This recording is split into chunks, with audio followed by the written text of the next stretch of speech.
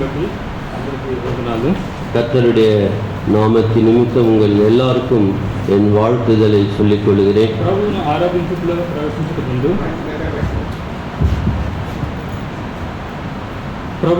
ఆరాధించుటలో ప్రవేశించక ముందు கர்த்தரை ஆராதிப்பதற்கு நாம் போகும் முன்பாக దేవుని వాక్యంలో నుండి தேவனுடைய வார்த்தையிலிருந்து కీర్తనల గ్రంథం சங்கீதம் 65వ అధ్యాయం சங்கீதம் 65ஆம் அதிகாரம் 7 వచనాలు మార్చి చదువుకుందాం. முதல் 65ஆம் சங்கீதம் முதல்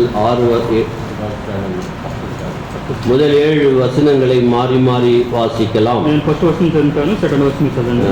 முதல் வசனத்தை சகோதரனும் இரண்டாம் வசனம் நாம் படிப்போம். దేవా, సియోనులో మౌనంగా ఉండుట నీకు స్తుతి చెల్లించుటే నీకు మొక్కుబడి చెల్లించవలసి ఉన్నది. ஜெபத்தை கேட்கிறவரே, மாம்சமான யாவரும் உம்மிடத்தில் வருவார்கள்.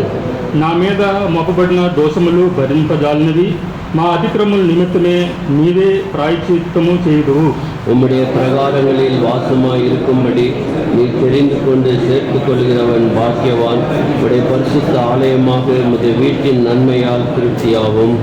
మాకు రక్షణకర్తమైన దేవా, భూదిగాంతములు నివాసులందరికీ దూరదేశంలో నీ మీదనున్న వారికి ఆశ్రమైన వాడా, నీతిని బట్టి బ్రేకర క్రియలు మాకు ఉత్తరమిచ్చుతున్నావు.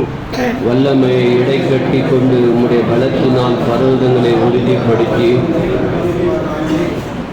ఆయన సముద్ర గోసములను వాటి అంతరంగముల గోసలను అణచివేయవాడు, జనుల అల్లరిని చల్లార్చువాడు. కీర్తనల రచన పత్రిక ఇంకొకటి 34వ అధ్యాయము 8వ వచనం కూడా చదువుకుందాం. సంగీతం 34ஆம் அதிகாரம் 8 verse 8ஆம் வசனம் 34:8 Psalm 34 verse 8. యెహోవా ఉత్తముడని రుచి తెలుసుకుండి, ఆయనను ఆశ్రయించినడు ధన్యుడు. பாக்கியவான். ఇంకొక మాట మనం చదువుకుందాం. இன்னொரு வார்த்தையும் நாம் சேர்ந்து வாசிப்போம். 65వ అధ్యాయము 11వ వచనం అందరం కలిసి చదువుకుందాం. 65:11 சங்கீதம் 65:11 நாம் அனைவரும் சேர்ந்து வாசிக்கலாம். సంవత్సరములు నీ దయాకిరీటమును ధరించుచున్నావు, నీ నీడల సారము அதை நெய்யாய் பொழிகிறது. ప్రార్థన చేసుకుందాం, ஜெபம் செய்வோம். తండ్రి, పరిశుద్ధుల దేవా, అద్భుతమైన తండ్రి, దావీదు జీవితంలో తండ్రి దేవా పరిశుద్ధులు ఆరాధించడానికి మీరు కృప చూపిస్తూ వచ్చారు.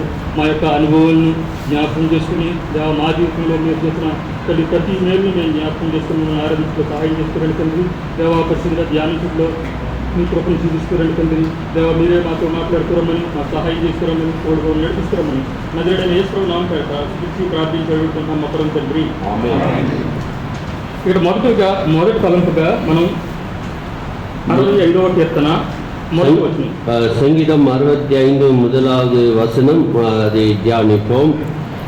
ఇక్కడ దావీదు చెప్తూ వస్తున్నాడు. దావీదు கூறுகிறார், దేవా, సియోనులో మౌనంగా ఉండుట నీకు స్తుతి చెల్లించినట్టే. தேவனே, சியோனிலே உமக்காக துதியானது அமைந்து காத்திருக்கிறது. బట్ ఇక్కడ ఇంగ్లీష్ మనం ట్రాన్స్లేషన్ లో చూస్తే ஆங்கில மொழிபெயர்ப்பில் கவனிக்கும் போது prize is awaiting you O Lord in Zion. ஆகவே சியோனிலே உமக்காக துதியானது காத்து கொண்டிருக்கிறது என்ற பதம் சொல்லப்படுகிறது. సియోనులో దేవునికి స్తుతి వేచి ఉన్నది.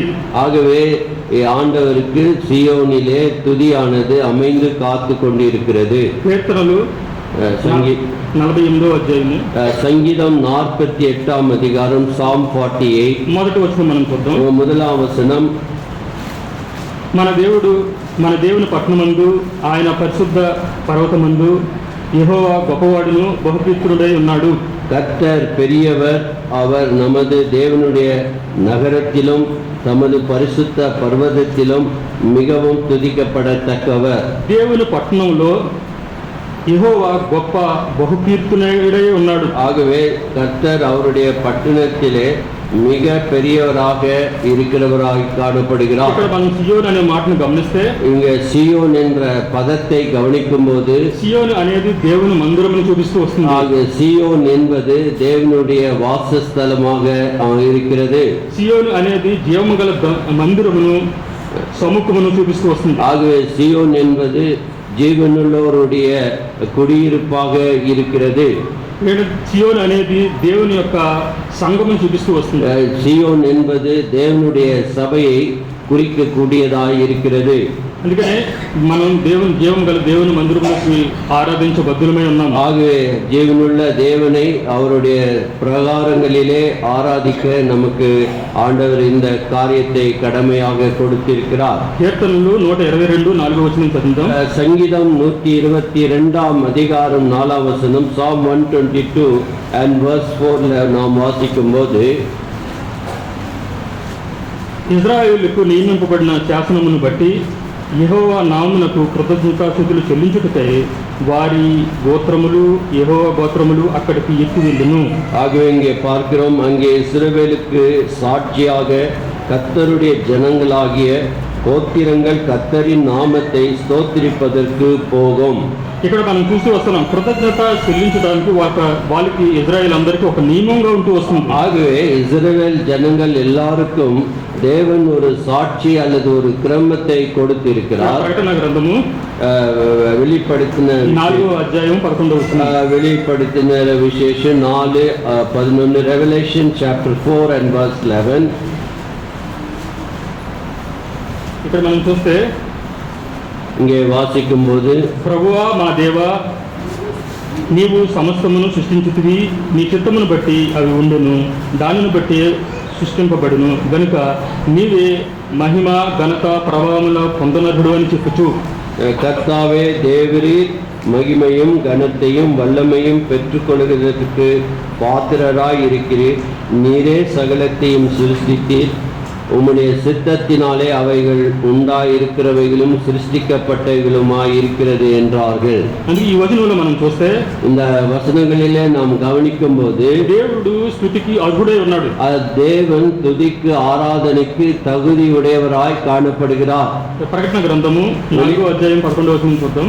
வெளிப்படுத்தல் 4ஆம் அதிகாரம் 19 10 19ஆம் அதிகாரம் 10ஆம் வசனம், ரெவலேஷன் சாப்டர் 19 and verse 10. అందుకు నేను అతనికి నమస్కారం చేయుటకే అతని పాదముల ఎదుట సాగిలపడి పడగా అతడు ఒద్దుసుని, அப்போது அவனை வணங்கும்படி அவன் பாதத்திலே விழுந்தேன். அவன் என்னை நோக்கி, இப்படி செய்யாதபடி பார். ఇక్కడ యోహాను దూతకి నమస్కారం చేస్తూ వస్తున్నాడు. இங்கே அப்போஸ்தலனாகிய யோவான் அந்த தூதனை வணங்கும்படி அவன் விழுகிறதை பார்க்கிறோம். ఇక్కడ ఆ దూత చెప్తూ వస్తుంది, அந்த தூதன் சொல்லுகிறான், నేను నీకును యేసును గుర్చిన సాక్ష్యం చెప్పు నీ సహోదరులతోనూ సహదాసును దేవునికే నమస్కారం చెయ్యుము. உன்னோடு இயேசுவை குறித்து சாட்சியிட்ட உன் சகோதரர் கூட நானும் ஒரு ஊழியக்காரன். தேவனை தொழுது கொள்ள இயேசுவை பற்றின சாட்சி தீர்க்கதரிசனத்தின் ஆவியாய் இருக்கிறது என்றான். ఇక్కడ ఏంటంటే దూతలు గట్ట ఏంటంటే దేవుణ్ణి మాత్రమే స్తుతించేవిగా ఉంటూ వస్తున్నారు. ஆகவே இந்த தேவதூதன் சொன்ன வார்த்தை, தேவனை மாத்திரம் தொழுது கொள். ఇక్కడ ఏంటంటే దేవునిలో సియోను మందిరంలో దేవుని మాత్రమే నమస్కారం చేయవలసిగా ఉంటూ వస్తున్నారు. ஆகவே அவர்கள் சியோனிலே வந்து தேவனை மாத்திரம் அவர்கள் ஆராதிக்கும்படியாக வந்தார்கள். మన సంఘాల్లో நம்முடைய சபைகளிலே ఆరాధన సమయం వచ్చినప్పుడు, ஆராதனை நேரம் வந்தால் భయంకరమైన సమయం అంటారు. அது ஒரு மிக பயபக்திக்குரிய ஒரு நேரமாக சொல்லப்படுகிறது. ఎందుకనంటే என்னத்திற்காக என்றால், నేను బేతనీకి వెళ్ళేవాడిని ఎలక్ట్రానిక్ సిటీలో ఉన్నప్పుడు. எலக்ட்ரானிக் சிட்டியில சகோதரன் இருக்கும்போது அங்கே இருக்கக்கூடிய பெத்தனி என்ற சபையில நான் அங்கத்தினனாய் இருந்தேன். అప్పుడు నేను రక్షించబడలేదు. அப்போது நான் ரட்சிக்கப்படவில்லை. అక్కడ ఆరాధన స్టార్ట్ అయిపోయి వచ్చింది. ஆகவே அங்கே ஆராதனை தொடங்கினது. ఒక ఆంటీకి దెయ్యము పడుతూ వస్తుంది. ஆகவே ஒரு சகோதரிக்கு ஒரு அசுத்த ஆவி பிடித்து கொண்டதாய் இருந்தது. అది ఆరాధన స్టార్ట్ అయిన తర్వాత మాత్రమే ఆ యొక్క ఆత్మ తన మీదకి వచ్చేది. அந்த எப்போது அந்த ஆவி அலைக்கழிக்கும் என்றால், எப்போது ஆராதனை துவங்குமோ உடனே அந்த சகோதரியினுடைய ஆவி அலைக்கழிக்கப்பட்டது. ఆంటీ అనేది, ஆண்டி சொல்லும், ప్రభు అయిన యేసు నన్ను వదులు అనేది. ప్రభు అయిన యేసు నన్ను వదులు, ஆண்டவரே இயேசுவே என்னை கழுவும், என்னை சுத்தமாக்கும் என்று கூப்பிடுவார்கள். అంటే నాకు అక్కడ అర్థమైంది ఏంటంటే, எனக்கு புரிந்த வரைக்கும் அங்க என்ன நடந்தது என்றால், ఆరాధన సమయంలో దేవుడు అక్కడ ఉన్నాడు. ஆகவே ஆராதனை சமயம் அந்த இடத்திலே தேவன் அவர் இருக்கிறார். అక్కడ ఆ యొక్క అపవిత్రాత్మను దేవుడు పట్టుకున్నట్టుగా ఆవిడ చెప్తూ వస్తుంది. ஆகவே அந்த சகோதரி தன்னுடைய வாழ்க்கையிலே அசுத்தாவி பீடிக்கப்பட்டு அலைக்கழிக்கிறது என்று அவர்கள் சொல்கிறார்கள். అందుకనే அதற்காக ఆరాధన సమయం చాలా భయంకరమైన సమయం. ஆகவே ஆராதனை ஒரு பயபக்திக்குரிய ஒரு நேரமாக இருக்கிறது. తర్వాత థియోడర్ అంకుల్ గారు వచ్చారు ఒక స్పెషల్ మీటింగ్ కి. ஆகவே சகோதரன் காலம் சென்ற சகோதரன் தியோடர் ரெஜினால்ட் ஊழியக்காரர் ஒரு ஸ்பெஷல் மீட்டிங்காக அந்த இடத்திற்கு வந்தார். అక్కడ ఆరాధన చేస్తున్నప్పుడు మళ్ళీ ఆత్మ అక్కడ ఆవిడ మీదకి వచ్చింది. அப்போது கூட அங்கே ஆராதனை செய்து கொள்ளும் போது இந்த அலைக்கழிக்கிற ஆவி அந்த அம்மாவுக்குள்ள கிரியை செய்தது. అప్పటి నుంచి తన మీదకి ఆ ఆరాధన అయిన తర్వాత నుంచి ఇప్పుడు రావడం నేను చూడలేదు. ஆகவே அந்த நாளிலிருந்து அதை அவளுக்கு விட்டு போன பிறகு ஒரு நாளும் வந்தது என்று நான் பார்க்கவில்லை. అందుకే ఆరాధన చాలా గంభీరమైన సమయం. ஆகவே ஆராதனை ஒரு கம்பீரமான பயபக்திக்குரிய ஒரு நேரமாக இருக்கிறது. రెండవ తలంపుగా இரண்டாவது కీర్తనలు 65 சங்கீதம் 65 11వ వచనం. 11ஆம் வசனம். Psalm 65 verse 11. సంవత్సరములు నీ దయా కిరీటం ధరింప చేసి ఉన్నావు. வருஷத்தை உம்முடைய நன்மையினால் முடிசூட்டுகிறீர். ఇక్కడ మనం ఒక కిరీటాన్ని చూస్తూ వస్తున్నాము. ஆகவே இங்க ஒரு கிரீடத்தை பற்றி வாசிக்கிறோம். ఇది దయా కిరీటం. இது தயவுள்ள கிரீடம். ఈ లోకంలో మనం కిరీటాలను మనం గమనించినప్పుడు, இந்த உலகத்திலே கிரீடங்களை குறித்து நாம் கவனிக்கும் போது, కిరీటం అనేది రాచరికానికి గుర్తుగా ఉంటుంది. அது ஒரு ராஜரிகத்திற்கு ஒரு ஒப்பாக சொல்லப்படுகிறது. పరిపాలనకు గుర్తుగా ఉంటూ వస్తుంది. పరిపాలన ஒரு ஆளுகைக்கு ஒப்பிடப்பட்டு சொல்லப்படுகிறது. ఉన్నతమైన స్థితికి గుర్తుగా కనిపిస్తుంది. ஆகவே ஒரு ఉన్నதமான நிலைமைக்கு அவர் இருக்கிறார் என்பது அந்த கிரீடம் சுட்டி காட்டுகிறது. ఈ వచనంలో దేవుని యొక్క మంచితనాన్ని ఇక్కడ మనం చూసేవారంగా ఉంటుంది. ஆகவே தேவனுடைய நன்மையான காரியத்தை இந்த இடத்திலே வாசிக்க முடிகிறது. అంతేకాకుండా కిరీటాన్ని దేవుడు మనకు అనుగ్రహించేవాడుగా ఉంటూ వస్తున్నాడు. இந்த கிரீடத்தை தேவன் தாமே நமக்கு கொடுக்கிறவராய் காணப்படுகிறார். ఇది ఎటువంటి కిరీటం? இது எப்படிப்பட்ட கிரீடம்? దయా కిరీటం. தயா கிரீடம், தயவுள்ள கிரீடம். దయ ద్వారానే మనం రక్షించబడుతూ వచ్చాం. ஆகவே அவருடைய தயவு அல்லது இரக்கத்தின் மூலமாய் நாம் ரட்சிக்கப்பட்டோம். ఇంకొక 5 పాయింట్స్ చూసుకుని మనం ఆరాధన. ஆகவே இன்னும் 5 காரியங்களை குறிப்பிட்டு சொல்லி ஆராதனைக்கு செல்வோம். కీర్తన 65 3వ వచనం. 65ஆம் சங்கீதம் 3వ வசனம். 65 verse 3 of Psalm. నా మీద మోపబడిన దోషములు భరింపజాలనివి, మా అతిక్రమముల నిమిత్తమే నీవే ప్రాయశ్చిత్తము చేయుదువు. அக்கிரம விஷயங்கள் என்மேல் மிஞ்சி வல்லமை கொண்டது, தேவரீரோ என் மீறுதல்களை நிவர்த்தியாக்குகிறீர். ఇక్కడ దావీదు இங்கே தாவீது తన దోషముల గురించి మాట్లాడుతూ వస్తున్నాడు. இங்கே தன்னுடைய அக்கிரமத்தை குறித்து அவர் சொல்லுகிறார். ఇక్కడ తన అక్రమముల గురించి కూడా మాట్లాడేవాడు. ஆகவே மீறுதல் அல்லது அக்கிரமம் அவைகளை குறித்து தாவீது கூறுகிறார். కీర్తనలు 49వ అధ్యాయము சங்கீதம் 49ஆம் அதிகாரம். Psalm 49 7వ వచనం మనం చూద్దాం. 7ஆம் வசனம். ఎవడును ఏ ఎదము చేతనైనను తన సహోదరుని విమోచింపలేడు. ஒருவனாவது தன் சகோதரன் அழிவை காணாமல் இனி என்றென்றைக்கு உயிராய் இருக்கும்படி. ఇక్కడ మనల్ని ఎవ్వరు విమోచింపలేరు. ஆகவே எவ்விதத்தினாலே அவனை மீட்டுக் கொள்ள கூடாதே என்ற வார்த்தை நாம் படிக்கிறோம். మత్తయి సువార్త 20వ అధ్యాయం 28వ వచనం. மத்தேயு 20ஆம் அதிகாரம் 28. Matthew 20 and verse 28.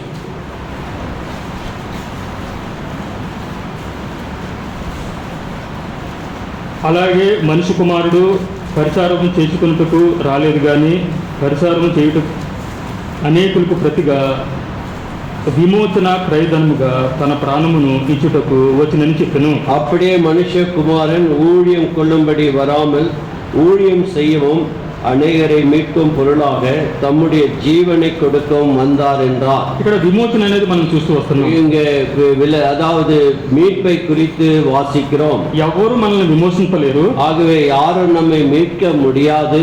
ఇక్కడ యేసు ప్రభు వారు இங்கே இயேசு கிறிஸ்து తన ప్రాణమును ఇచ్చుటకు వచ్చినని మనం చూస్తూ. ஆகவே இங்கே மனுஷகுமாரன் அநேகரை மீட்கும் பொருளாக தன்னுடைய ஜீவனை கொடுக்க வந்தார் என்று வாசிக்கிறோம். ఇక్కడ మనల్ని విమోచించినట్టుగా మనం చూస్తూ వస్తున్నాం. ஆகவே அந்த அவர் ஊழியம் அநேகரை மீட்கும் பொருளாக தம்முடைய ஜீவனை கொடுக்கும் வந்தார். ప్రకటన 6:1-6 మనం చూస్తే அதாவது வெளிப்படுத்தல் 1:6 ரெவலேஷன் சாப்டர் 1:6 கவனிக்கும் போது మనల్ని ప్రేమించుచు తన రక్తము వలన మన పాపముల నుండి మనల్ని విమోచించడం వానికి మహిమయు ప్రభావము మనల్ని మన తండ్రి యగు దేవునికి ఒక రాజ్యము గాను యాజకులు గాను చేసెను. நம்மிடத்தில் அன்பு கூர்ந்து தமது இரத்தத்தினாலே நம்முடைய பாவங்களார நம்மை கழுவி தம்முடைய பிதாவாகிய தேவனுக்கு முன்பாக நம்மை ராஜாக்களும் ஆசாரியர்களும் ஆக்கின அவருக்கு மகிமையும் வல்லமையும் என்றென்றைக்கு உண்டாயிருப்பதாக. ஆமென். మన పాపములు ఎవరు విమోచింపలేరు. நம்முடைய பாவத்தை கிரயம் கொடுத்து நம்மை மீட்கிறவர்கள் யாரும் இல்லை. యేసు ప్రభు ద్వారా తన ప్రాణం ద్వారా మనల్ని విమోచించినట్టుగా మనం చూసాం. இயேசு கிறிஸ்து தம்முடைய ஜீவனை கொடுத்து மீட்கும் பொருளாக அதை கொடுத்ததினாலே நாம் மீட்கப்பட்டு இருக்கிறோம். ఈ వచనంలో మనం విడిపించిన వానికి మహిమయు ప్రభావము యుగయుగములు కలుగును గాక ఆమేన్ చూస్తూ వస్తున్నాం. ஆகவே இங்கே பார்க்கிறோம் நம்முடைய பாவங்களார நம்மை கழுவி அல்லது விடுதலை ஆக்கின தம்முடைய பிதாவாகிய தேவனுக்கு முன்பாக மகிமையும் வல்லமையும் என்றென்றைக்கும் இருக்க கடவுது என்று வாசிக்கிறோம்.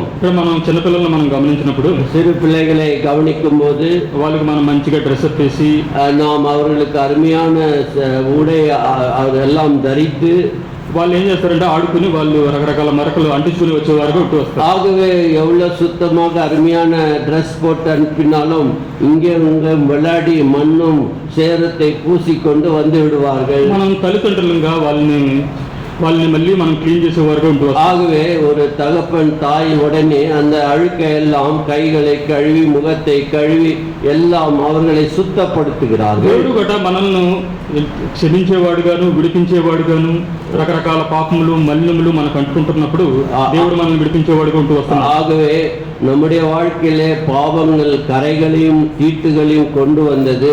இந்த கரைகளையும் தீட்டுகளையும் தேவன் தாமே அவருடைய ரத்தத்தினாலே சுத்தமாக்கி நம்மை தூய்மைப்படுத்தி இருக்கிறார். రెండవ పాయింట్ గా இரண்டாவதாக కీర్తనలు சங்கீதம் 65:4 சங்கீதம் 65:4 65 verse 4 of Psalm. నీ ఆవరణలో నివసించినట్లు నీవు ఏర్పరచుకొని చేర్చుకొని వాడువు. உம்முடைய பிரகாரங்களில் வாசமா இருக்கும்படி நீ தெரிந்து கொண்டு சேர்த்து கொள்கிறவன் பாக்கியவான். దేవుడు చేర్చుకునేవాడుగా ఉంటూ వస్తున్నాడు. ஆகவே தேவன் நம்மை அவரிடத்திலே சேர்த்து கொள்கிறவராய் இருக்கிறார். మూడవ పాయింట్ గా అదే వచనంలో அதே மூன்றாவது காரியம் அங்கே அதே வசனத்திலே తృప్తి చెందెదము. உமது வீட்டின் நன்மையால் திருப்தியாகுவோம். మందిరములో మేలు చేత తృప్తి పొందెదము. ஆகவே தேவனுடைய வீட்டின் நன்மையினாலே தேவன் நம்மை திருப்தி செய்கிறார். ఆత్మలో తృప్తి పొందేవారంగా ఉంటూ వస్తాం. ஆத்மாவிலே தேவன் திருப்தியை கொடுக்கிறார். భౌతికంగా కూడా మనం తృప్తి పొందేవారు. ஆண்டவர் இகபர நன்மைகளையும் கொடுக்கிறவராய் இருக்கிறார். எரேமியாவின் புத்தகம் 31వ అధ్యాయం 11వ వచనం 31:14 எரேமியா 31 verse 14. జనులు నా ఉపకారములను తెలుసుకుని తృప్తి నొందుదురు. ஆகவே 31:14 வாசிக்கும் போது அங்கே கவனிக்கிறோம் என் ஜனங்கள் நான் அளிக்கும் நன்மையினால் திருப்தியாவார்கள் என்று கர்த்தர் சொல்லுகிறார். ఉపకారం ద్వారా దేవుడు మనం తృప్తిపరిచే వరకు వస్తున్నాడు. ஆகவே ஒவ்வொரு வாழ்க்கையிலும் தேவன் தம்முடைய நன்மையினாலே நம்மை திருப்தி செய்கிறவராய் இருக்கிறார். కీర్తనలు 132 சங்கீதம் 132 Psalm 132 and 15th verse.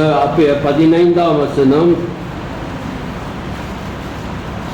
దాని ఆహారమును నేను నిండారముగా దీవించెదను, దానిలోని పేదలను ஆகாரம்తో తృప్తిపరిచెదను. அதன் ஆகாரத்தை நான் ஆசீர்வதித்து வருவேன், அதன் ஏழைகளை நான் அப்பத்தினாலே திருப்தியாக்குவேன்.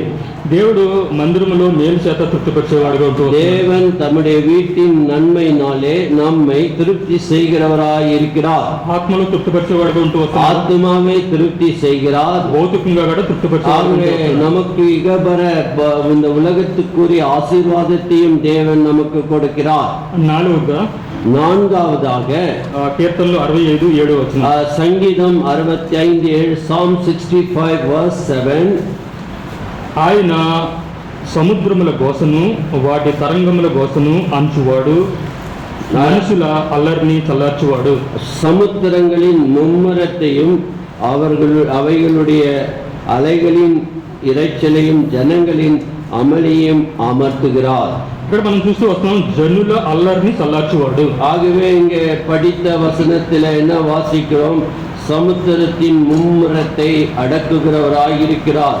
சாத்தானி యొక్క అల్లరిని కట్ట చల్లార్చేవాడుగా ఉంటూ వస్తాడు. ஆகவே சாத்தானாலே கொண்டு வரப்படுகிற அலைகளை தேவன் அமைதிப்படுத்தி அமர்த்துகிறவராய் இருக்கிறார். ఇక్కడ జనుల అల్లరిని సముద్రంతో పోల్చినట్టుగా మనం చూస్తూ వస్తాం. ஆகவே இங்கே பார்க்கிறோம், ஜனங்களுடைய இரைச்சல ஜனங்களின் அமளியை அவர் அமர்த்துகிறார். ఇక్కడ ప్రకటన గ్రంథం 12వ అధ్యాయంలో మనం చూస్తే வெளிப்படுத்தல் 12ஆம் அதிகாரத்திலே கவனிக்கும் போது, ரெவலேஷன் சாப்டர் 12 கவனிக்கும் போது ఈ యొక్క అధ్యాయము సముద్రము గురించి మాట్లాడుతూ వస్తుంది. இந்த சமுத்திரத்தை குறித்து நமக்கு கூறப்படுகிறது. they speak about devil. ஆகவே அது சாத்தானை குறித்து சொல்லப்படுகிற காரியமாய் இருக்கிறது. ఇక్కడ ప్రకటన గ్రంథం 17:15లో మనం చూస్తే జనముల గురించి మాట్లాడేదిగా ఉంటూ వస్తుంది. ஜனங்களை குறித்து பேசுகிறதா ரெவலேஷன் 17:15. 17ஆம் அதிகாரம் 15ஆம் வசனம், 17th chapter verse 15th verse of Revelation. నీవు చూసిన జలములు ప్రజలను, జన సమూహములను, జలములను, ఆయా భాష మాట్లాడు వారిని సూచించును. பின்னும் அவன் என்னை நோக்கி, அந்த வேசி உட்கார்ந்திருக்கிற தண்ணீர்களை கண்டாயே, அவைகள் ஜனங்களும் கூட்டங்களும் ஜாதிகளும் பாஷைக்காரருமா. కీర్తనలు 32వ అధ్యాయము, சங்கீதம் 32ஆம் அதிகாரம் 6వ వచనం మనం చూద్దాం. 6ஆம் வசனத்தை கவனிப்போம். విస్తార జల ప్రవాహములు పారి పొర్లను, నిశ్చయముగా అవి వారి మీదకి రావు. ஆகவே 32:6 வாசிக்கும் போது 6ஆம் வசனத்திலே 2வது பாகத்திலே, அப்போது மிகுந்த ஜலப்பிரவாகம் வந்தாலும் அது அவனை அணுகாது. ఈ జల ప్రవాహము వాళ్ళ మీదకు పొరలే కానీ అవి వాళ్ళ మీదకు రానట్టుగా మనం చూస్తూ వస్తాం. அந்த ஜல பிரவாகம் வந்தாலும் நம்மை அணுகாமல் தேவன் தடுத்து விடுகிறார். శ్రమలన్నిటి నుంచి దేవుడు మనం తప్పించేవాడు. தேவன் நம்மை எல்லா தீங்குக்கும் விலக்கி காக்கிறவராய் இருக்கிறார். ஏசியாவின் தீர்க்க தரிசனம் 17వ అధ్యాయము 17ஆம் அதிகாரம், ஐசையா சாப்டர் 17 13th verse అందరం కలిసి చదువుకుందాం. ஏசாயா 17:13 17 verse 13 அனைவரும் சேர்ந்து வாசிப்போம். జనములు విస్తార జలములు గోసవలి ఘోషించును, ఆయన వారిని బెదిరించును, వారు దూరముగా காற்றினாலே பற்கடிக்க பதரை போடும், சுழல் காற்றிலே அகப்பட்ட துரும்பை போடும் துரத்தப்படுவார்கள். జనములు విస్తార జలముల వలె ఘోషించినప్పుడు, ஆகவே ஜனக்கூட்டம் திரளான தண்ணீர்களை இறைக்கிறது போல వారిని బెదిరించేవాడుగా ఉంటూ వస్తున్నాడు దేవుడు. தேவன் அவர்களை அதட்டுவார். వారు పారిపోయేవారుగా ఉంటూ వస్తారు. அவர்கள் தூரமாய் ஓடி போவார்கள். సాతాను మన మీదకి అంటే సముద్రం వలె మన మీదకి వస్తున్నప్పుడు, ஆகவே சாத்தான் நம்மை போல வெள்ளம் போல அந்த சமுத்திரத்தின் அலையை போல நம்மேல் அடித்தாலும் దేవుడు బెదిరించేవాడుగా ఉంటూ వస్తున్నాడు. தேவன் சாத்தானை அதட்டுகிறவராய் இருக்கிறார். இந்த శ్రమల అన్నిటిలో నుంచి మనం తప్పించేవాడుగా ఉంటూ వస్తున్నాడు. தேவன் அந்த விதமான காரியங்களிலே நெருக்கப்படுகிற விஷயங்களிலே தேவன் நம்மை காப்பாற்றுகிறவராய் இருக்கிறார். కీర్తనలు சங்கீதம் 5వ అధ్యాయము சங்கீதம் மறுபடியும் சங்கீதம் 65 Psalm 65 2వ వచనం మనం இரண்டாம் வசனம் சங்கீதம் 65:2 5వ తలంపుగా మనం చూసుకుందాం. ప్రార్థన ఆలకించువాడు. ஜெபத்தை கேட்கிறவரே. ఇక్కడ దావీదు చెప్తూ వస్తున్నాడు, ప్రార్థన ఆలకించువాడా. தாவீது கூறுகிறார், ஜெபத்தை கேட்கிறவரே. దేవుడు మన ప్రార్థనలు ఆలకించేవాడిగా ఉంటూ వస్తున్నాడు. தேவன் நம்முடைய ஜெபங்களை கேட்கிறவராய் நம்முடைய வாழ்க்கையில இருக்கிறார். ద్వితీయోపదేశకాండము 5వ అధ్యాయము 7వ వచనంలో, அதாவது உபாகமம் Deuteronomy chapter 5 verse 7, உபாகமம் 5ஆம் அதிகாரம் 7ஆம் வசனம் கூறுகிறது, ఎలా అనగా మనము ఆయనకు మొర్రపెట్టినప్పుడెల్లా మన దేవుడైన యెహోవా మనకు సమీపంగా ఉన్నట్టు మరి ఏ గొప్ప జనమునకును ఏ దేవుడు సమీపంగా ఉన్నాడు అని క్వశ్చన్ ఇస్తూ వస్తున్నారు. 4:7 மன்னிக்கணும், 4:7 உபாகமம் 4ஆம் அதிகாரம் 7ஆம் வசனம், நம்முடைய தேவனாகிய கர்த்தரை நாம் தொழுது கொள்கிற போதெல்லாம் அவர் நமக்கு சமீபமாய் இருக்கிறது போல தேவனை இவ்வளவு சமீபமாய் பெற்றிருக்கிற வேற பெரிய ஜாதி எது? ఇక్కడ దేవుడు మనకి మన ప్రార్థనలు మనం మొరపెట్టినప్పుడు సమీపంగా ఉన్నట్టుగా మనం చూస్తూ వస్తాం. ஆகவே நாம் தேவனை நோக்கி ஜெபிக்கும் போது தேவன் மிக மிக அருகாமையிலே நம்மோடு இருக்கிறார். మొదటి పేతురు 1 பேதுரு 3వ అధ్యాయం 11వ వచనం, 3ஆம் அதிகாரம் 11 3:11 1 Peter 3:11 1 பேதுரு 3ஆம் அதிகாரம் 11ஆம் வசனம்,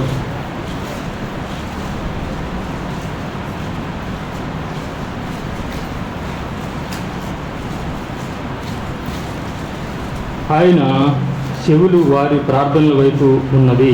12ஆம் வசனம் தமிழ்ல இருக்கிறது, கர்த்தருடைய கண்கள் நீதிமான் மேல் நோக்கமாய் இருக்கிறது, அவருடைய செவிகள் அவர் வேண்டுதலுக்கு கவனமாய் இருக்கிறது. ఇక్కడ దేవుడు నీతిమంతుల ప్రార్థన ఆలకించేవాడుగా ఉంటూ వస్తున్నాడు. இங்கே பார்த்த விதத்திலே நீதிமான்களுடைய ஜெபத்தை கேட்பதிலே தேவன் ஆர்வமாய் இருக்கிறார். ఇక్కడ మొదటి తలంపుగా మనం முதல் காரியத்தை கவனித்தோம். దేవునికి స్తుతి వేచి ఉన్నది సియోనులో. ஆகவே சியோனிலே துதியானது உமக்கு அமைந்து காத்திருக்கிறது. రెండో తలంపుగా దేవుని యొక్క మంచితనాన్ని మనం చూసుకుంటూ వచ్చాం. இரண்டாவது, அவர் தம்முடைய வீட்டின் நன்மையினாலே நம்மை திருப்தி செய்கிறார்.